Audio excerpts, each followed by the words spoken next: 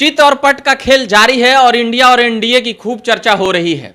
एक तरफ 38 दलों की बैठक हुई तो एक तरफ 26 दलों की बैठक हुई। यह खबर तो अब पुरानी हो गई है, मगर चित और पट के बीच क्या कुछ, कौन भारी पड़ेंगे या हल्का पड़ेंगे, ये बातें अभी हम तमाम बातें समझेंगे या कहें जानेंगे। वरिष्ठ पत्रकार धीरेन्द्र जी अभी हमारे साथ हैं और जिस प्रकार से कह सकते हैं कि नरेंद्र मोदी की जो घेराबंदी हो रही है उसको लेकर कुछ सवाल जवाब रहेगा। तो पहले तो हम धीरेन्द्र जी से पूछना चाहेंगे, जिस प्रकार से नरेंद्र मोदी के घेरेबंदी के लिए लगभग 8 राज्य तो कन्फर्म है कि उनके सीटें डैमेज करने के लिए पूरी जबरदस्त तैयारी हो चुकी है, इसको कैसे देखते हैं? दो बात आपने कही। एक तो कहा कि कौन होगा भारी जी, कौन है भारी जी, जी, जी। और कौन होगा भारी, आपके सवाल में जी, यही ये दो दो चीजें हैं। जी, तो एक नेता है इस देश में जिसने सदन में खुल के कहा कि एक अकेला सब पर भारी। तो एक तरफ से तो क्लियर है कि कौन भारी है। जी, अब दूसरा जो एक नया गठबंधन बना है जिसको इंडिया नाम दिया गया है, हालांकि यह नाम भी कोर्ट के में चला गया कि आप इंडिया नाम का इस्तेमाल नहीं कर सकते हैं, जी, लेकिन कोर्ट का कोई फैसला आया नहीं है, वो विषय नहीं है। विषय यह है कि होगा क्या। सब चीज डिपेंड करता है कि कांग्रेस कितनी सीटें लूज करने के लिए तैयार है। मैं लूज शब्द का इस्तेमाल कर रहा हूं। जी, अब कहिए कैसे? वो ऐसे, ममता बनर्जी ने कांग्रेस को बंगाल में घुसने से रोक दिया। ममता बनर्जी की चाहत होगी कि कांग्रेस बंगाल में ना आए और एज वेल एज कम्युनिस्ट भी बंगाल में ना आए। ठीक है।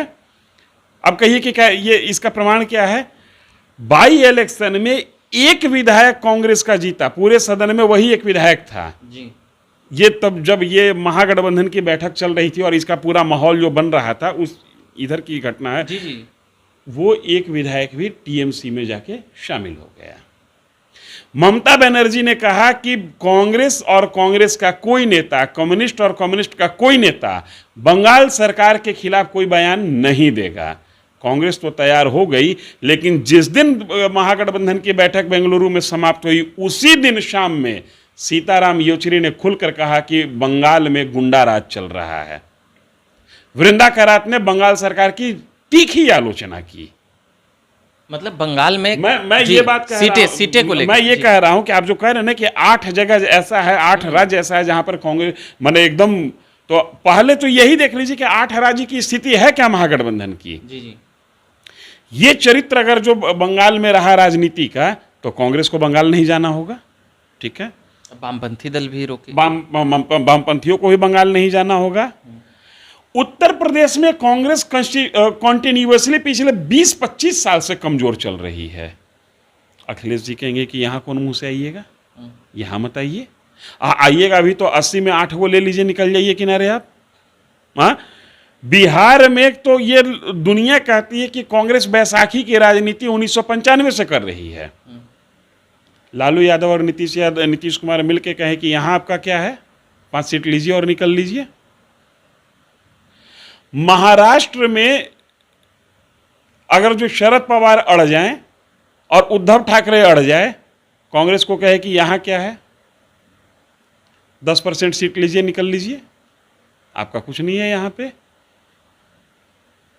तमिलनाडु में एमके स्टालिन कांग्रेस की नीतियों का विरोध उस समय ही शुरू कर दिए जिस समय महागठबंधन की बैठक बेंगलुरु में चल रही थी। श्रीलंका के साथ एक द्वीप का विवाद है और उस विवाद के केंद्र में श्रीमती इंदिरा गांधी है, जो इंदिरा गांधी 1974 में उस द्वीप को श्रीलंका सरकार को गिफ्ट कर दी थी, बिना किसी संवैधानिक संशोधन और कैबिनेट और पार्लियामेंट से इजाजत लिए हुए। आज डीएमके की गवर्नमेंट केंद्र सरकार पर दबाव बना रही है कि उस द्वीप को वापस लाया जाए। यह मामला जैसे ही उठेगा, बीजेपी तमिलनाडु में कहेगी कि यह द्वीप इंदिरा गांधी ने गिफ्ट किया था और इसका जवाब देना होगा एमके स्टालिन को और इसका जवाब देना होगा कांग्रेस को। वहां पर विवाद इनके बीच में आ गया। अब आ जाइए जहां पर यह मीटिंग हुई थी, नहीं जहां यह मीटिंग हुई थी बेंगलुरु। चुनाव होना है 8 महीने बाद और बेंगलुरु की राजनीति में एक मेजर प्लेयर हैं देवेगौड़ा की पार्टी जेडीएस। अभी माना जा रहा है कि वो एनडीए के साथ हैं, तो वहां पर कांग्रेस अकेले है। वो अभी एनडीए में नहीं है, अब माना जा रहा है, मैं माना जा रहा है, क्योंकि लग रहा है कि वो उधर जा सकते हैं। सकते हैं, ये बात है। अब आगे चलिए, पंजाब। अरविंद भैया कहेंगे कि आपका यहाँ पर क्या है, मेरे अंगने में तुम्हारा क्या काम है। आपका संगठन यहाँ इतना कमजोर हो गया कि जो आपके यहाँ सीएम था वो सीएम ही उठ के चल दिया दूसरी पार्टी में। हाँ, दिल्ली में कांग्रेस कहे कि यहाँ बीजेपी से हम लड़ते हैं, और आप कहे कि आप क्या लड़ते हैं बीजेपी से, सबसे ज्यादा तो हम लड़ते हैं। गुजरात है, आपसे इनकी लड़ाई होगी, विपक्ष के, कांग्रेस से ज्यादा, चूंकि जमीन पर वहां पर अरविंद केजरीवाल ने बहुत मेहनत किया है, और जो पिछला विधानसभा का चुनाव हो, उस विधानसभा के चुनाव में लगता है कि बीजेपी के पैरेलली, बीजेपी के काउंटर पार्ट पर कोई पार्टी अगर वहां इमर्ज कर रही है तो वो आप है। तो मैं इसलिए कहा कि इस गठबंधन का भविष्य डिपेंड करता है कि कांग्रेस कितनी सीटों पर लड़ने के लिए तैयार होती है। कुल मिला के मैं एक दिन जोड़ रहा था तो कांग्रेस के जिम्मे 155 से लेकर 170 सीटें जाती हैं, जहां पर कांग्रेस कंफर्टेबल वे में आराम से जहां पर वो चुनाव लड़ सकती है। बाकी तमाम स्टेट में जो कांग्रेस के एलाइज हैं वही कांग्रेस को आंख दिखाएंगे। ये आज की स्थिति है। अब चलिए इस बात को लेकर चलते हैं थोड़ा। महाराष्ट्र की तो चर्चा हो गई, उद्धव ठाकरे और शरद पवार के मद्देनजर। अब मैं कह रहा हूं कि अब इस चर्चा को लेकर चलिए 8 महीना बाद जब चुनाव होना होगा, 4 स्टेट, मेजर स्टेट में चुनाव प्रस्तावित है, मध्य प्रदेश, छत्तीसगढ़, राजस्थान और तेलंगाना। इस महागठबंधन के चरित्र के हिसाब से इन चारों स्टेट में जीतना और हारना कांग्रेस को है, कोई रीजनल प्लेयर नहीं है।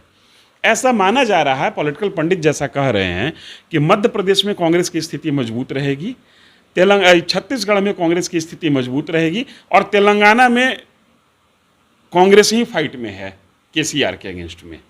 इसका मतलब कि स्थिति सरकार बने अथवा नहीं बने मजबूत होगी, या जो स्थिति रहेगी कांग्रेस की रहेगी।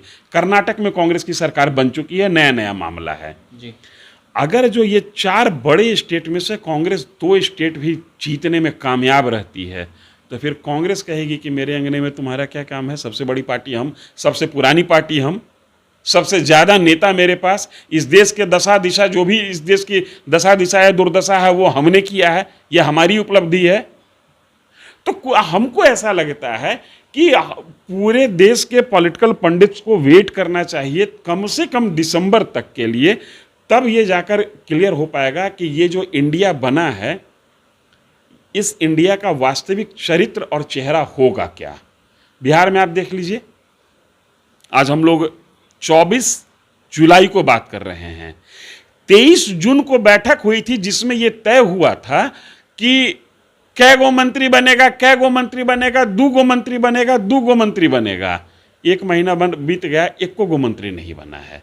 ये कहीं ना कहीं आपसी सामंजस्य में जो कमी है उसको इस्टेब्लिश करता है।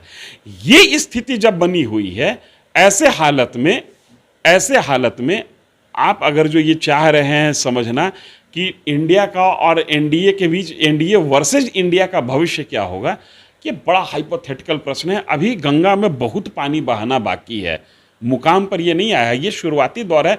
अभी जो कुछ भी हो रहा है महागठबंधन की ओर से, उसको मैं अपने शब्दों में पॉलिटिकल पिकनिक से ज्यादा नहीं मान रहा हूं। ये पॉलिटिकल पिकनिक है।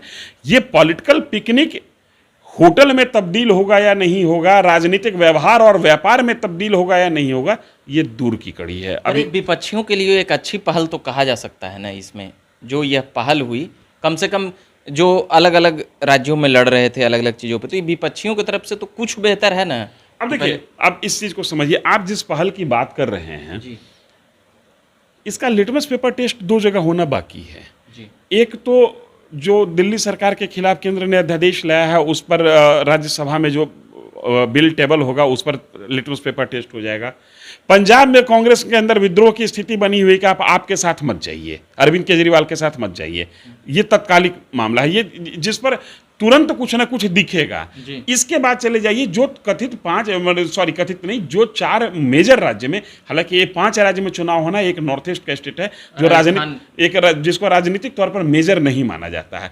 जो 4 मेजर राज्य में चुनाव होने हैं, उस चुनाव में ये महागठबंधन सीट एडजस्ट कैसे करेगा, पहली परीक्षा तो वहीं हो जाएगी, क्योंकि कोई और पार्टी कहीं सीट मांगे या नहीं मांगे, अरविंद केजरीवाल तो सीट मांगेंगे, क्योंकि अरविंद केजरीवाल ही एकमात्र इस जमात में कांग्रेस के अलावा ऐसी पार्टी है जो एक राज्य के अलावा दूसरे राज्य में जिसकी उपस्थिति है और जिसको राष्ट्रीय पार्टी का दर्जा प्राप्त है। तो अरविंद केजरीवाल तो अपनी राजनीति में डे बाय डे ऊपर जा रहे हैं, वो क्यों कॉम्प्रोमाइज करेंगे। तो अभी मैं कह रहा हूं कि ये मीटिंग व्यवहारिक तौर पर कितना आगे बढ़ेगा, इसकी 2 परीक्षा होनी बाकी है। अगर ये दोनों परीक्षा में ये पास हो जाते हैं, अपने आप को संभाल लेते हैं और कुनबा को संभालने में कामयाब होते हैं, तब ये नरेंद्र मोदी के लिए बड़ी चुनौती होंगे और तब नरेंद्र मोदी के माथे पर बल पड़ना चाहिए। मैं पुनः शुरू करता हूं कि कौन भारी होगा कौन हल्का होगा, इसको लेकर पिछले संसद के सत्र में प्रधानमंत्री ने कहा था एक अकेला सब पर भारी। तो वर्तमान में चाहे जितना मीटिंग कर ले, चाहे जितना पॉलिटिकल पिकनिक मना ले, अगर कोई भारी है तो नरेंद्र मोदी है। बाकी ये लोग भारी होने की कोशिश कर रहे हैं, इस कोशिश में अभी कई परीक्षा इन लोगों को पास करनी होगी। ये महत्वपूर्ण बातें थी कि जिस प्रकार से नरेंद्र मोदी के सामने जो कह सकते हैं कि 2 बार इतना अपार जन समर्थन जो ले आए हैं, उससे कह सकते हैं कि विपक्षी एकता लगातार बैठक कर रही है, मगर उसका परिणाम क्या कुछ होगा वो तमाम बातों को हम समझ रहे थे। बाकी 2024 लोकसभा के नियमित ऐसे ही और भी खबरें लाते रहेंगे और सुनाते रहेंगे कि क्या कुछ होगा या नहीं होगा। फिलहाल हमारे साथ वरिष्ठ पत्रकार धीरेन्द्र जी थे, वो समझा रहे थे। बाकी मेरा नाम रविकांत हुआ और आप देख रहे हैं झकास भारत। धन्यवाद।